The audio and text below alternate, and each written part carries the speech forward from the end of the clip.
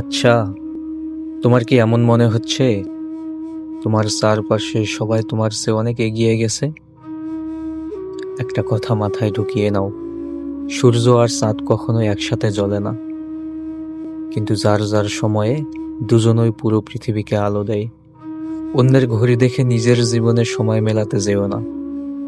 কেউ হয়তো 24 বছর বয়সেই সফল, আবার কেউ 40-এ গিয়েও নিজের আসল পরিচয় খুঁজে পায়।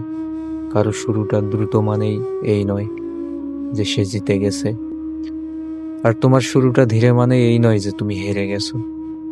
আজ হয়তো তোমার প্ল্যান কাজ করছে না, হয়তো গত কয়েক বছর ধরে তুমি শুধু চেষ্টাই করে যাচ্ছ, কোনো ফল পাচ্ছ না।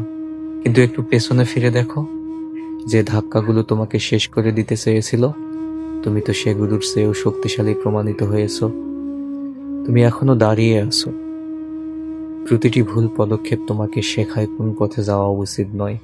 হার মেনে নেওয়া মানুষের জন্য পৃথিবী কোনো ইতিহাস লেখে না। ইতিহাস কেবল তাদেরই মনে রাখে যারা বারবার পড়ে যাওয়ার পরেও শেষবারের মতো উঠে দাঁড়িয়েছিল। ঘড়ির কাঁটা ঘুরছে মানে তোমার সুযোগ এখনো ফুরিয়ে যায়নি। যতদিন নিঃশ্বাস চলছে ততদিন গল্পের মোড় ঘুরিয়ে দেওয়ার ক্ষমতা তোমার হাতেই আছে। উঠে দাঁড়াও, আজ থেকেই শুরু করো, নতুন করে শুরু করো।